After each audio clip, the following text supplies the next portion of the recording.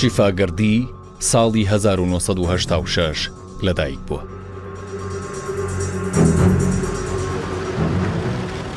بنەماڵەکەی چەندین ساڵ بەدەستەوی ڕژێمی سەددامەوە ئازاریان چەشت.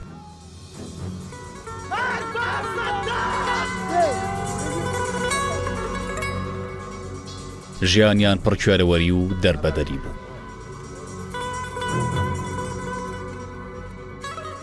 هەرچەند شیفا خەڵکیەکێک لە جوانترین ناوچەکانی کوردستان بوو کە خاوەنی سروشتێکی دڵڕفێن و دیمەنی ناوازەیە، شیفا نەیتوانی شاوی تێر بکات لەو ژینگەی خێزانەکەی بۆ چەندینەوە تێیدا ژیابوون.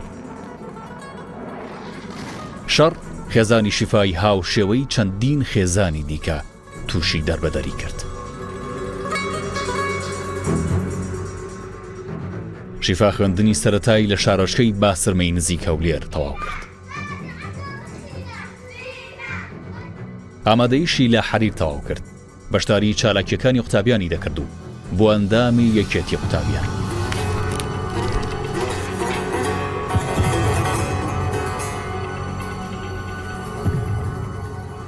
ساڵی 2006 بەشی زانستی کۆمپیوتەری لە پەیمانگای تەکنیکی هەولێر تەواو کرد.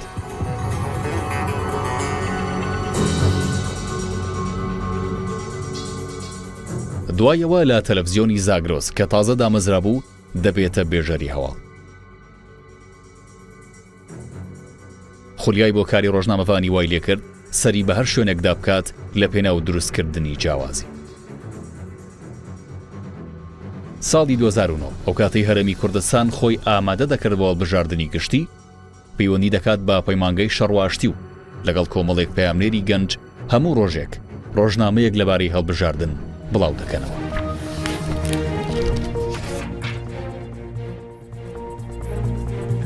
دەم باش تەماشەوانە نێژاد گەلمە بن بۆ پێشکەشکردمان و چێ.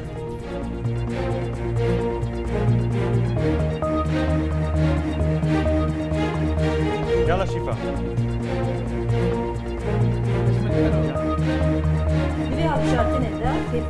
سێ ساڵ دواتر واتە ساڵی 2012 بەشێکی نوێی ژیانی شیفا دەست پێ دەکات. تۆڕی میدیای ڕوودا و وەک دەستگایەکی گەورەی میدیایی دادەمەزرێت بە پلانی دامەزراندنی کەناڵێکی تەلەڤیزیۆنی. شیفا یەکێک بوو لە یەکەمینە و ڕۆژنامەفانانەی بەگەڕ و تینەوە پەیوەندیان بە تۆڕی میدیایی ڕووداوەوە کرد. هاوشانی هاوکارەکانی لەلایەن ڕۆژنامەفانانی ئەزموندارەوە ڕاهێنرا، هەر لە یەکەم ڕۆژەوە توانای خۆی سەلماند. وهو صوت نسائي جميل قوي.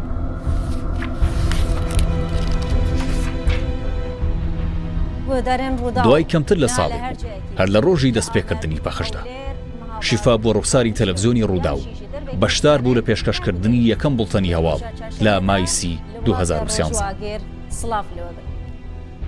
کارکردن لە ژووری هەواڵ خۆشەویستی شیفای بۆ کاری میدیایی بێستر کرد. بەردەوامیدا بە خوێندن لە بوارەکەیدا و ساڵی 2014 لە زانکۆی سەلاحەددین بڕوانامەی با کالۆریۆسی لە بواری ڕاگەیاندن بەدەستێنە.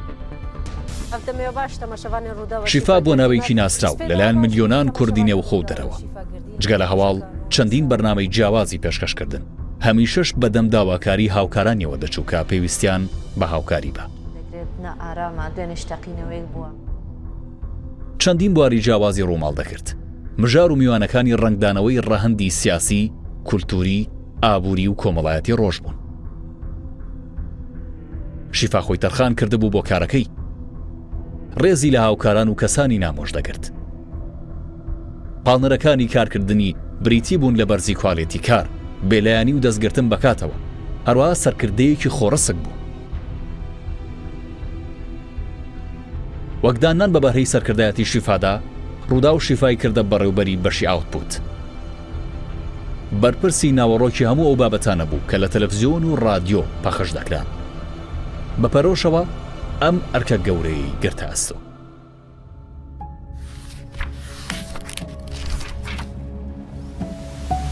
ئەسناوات ناوە مووسڵێ داما.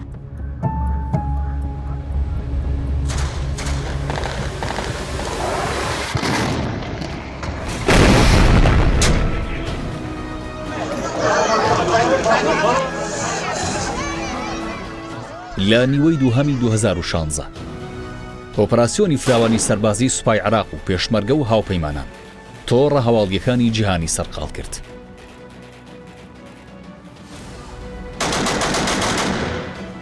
کارەساتێکی مرۆیی بەڕێوە بوو. هەرەو کاتەی دۆم گەورەترین شاری عراق لە هەموو لایەکەوە کەوتە ژێر هێرش.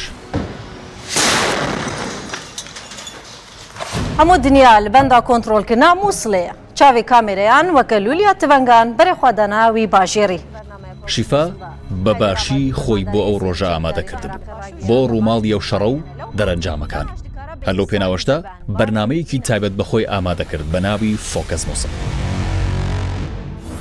فۆکەس مووسڵ جگە لە راپۆرتی مەیدانی هەفەیبینی لەگەڵ بەرپرسانی سەربازی و قوربانیان و شایەت حاڵانی نێو شەڕ لەخۆ دەگرت. سەرنج خستنە سەر تەواوی وردەکاریەکان و توێژینەوەی ورد و پەرۆشی شیفا بۆ کارەکەی وایان کرد بەرنامەکەی هەرزوو دەنگدانەوەی گەورە پەیدا بکات. شیفا هەرگیز لایەنی مرۆیی و شەڕە وێرانکاری پشتگوێن نەدەخست. پێ بە پێ لەگەڵ سەربازان بەنێو مەیدانی شەڕدا دەڕۆیشت. لەسەر ڕێگەوبانەکانیش دەوەستا بۆ بینینی ئەو ژن و منداڵانەی لەدەست ئاگری شەڕ هەڵدەهاتن. لەگەڵ ئازادکردنی ناوچەی زۆرتر لە دەستی دەوڵەتی ئیسلامی شیفا زۆرتر ڕۆدەچۆنێ و ڕووماڵکردنی ئەو تراژیدیا مرۆیەی ئەو شارە دێرینەی گیرۆدەی بوو.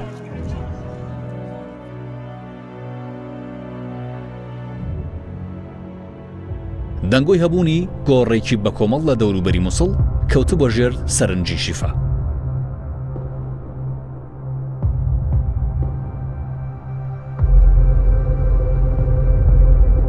خەسفە ئەو چاڵە سروشتێ بۆ کە داعش کردبوویە گۆڕێکی بە کۆمەڵ بۆ سەدان کەس کە لە دوای کوشتنیان فڕی دەدانە نێو ئەو چاڵەوە.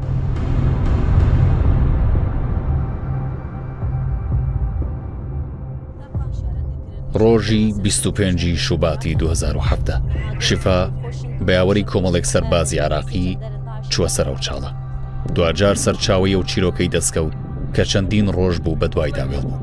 کامێراکان ئامادەکرا بوون، بەڵام بەدلەوە سەربازێکی عراقی پێی لە بۆمبێکی داعش هەڵم بوت.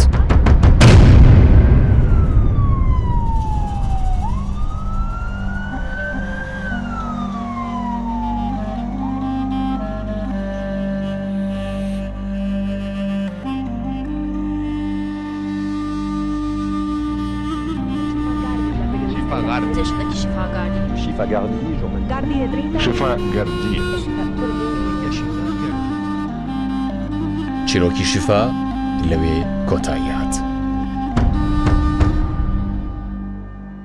تەقینەوەی بۆمبەکە گیانی شیفای لەگەڵ خۆی برد. مردنی شیفا دڵی گەلێکی خێر لە خۆنەدیوی شکاند. کۆمەڵگەی ڕۆژنامەوانانیش یەکێک لە ئازاترین ئەندامەکانی لەدەست چوو.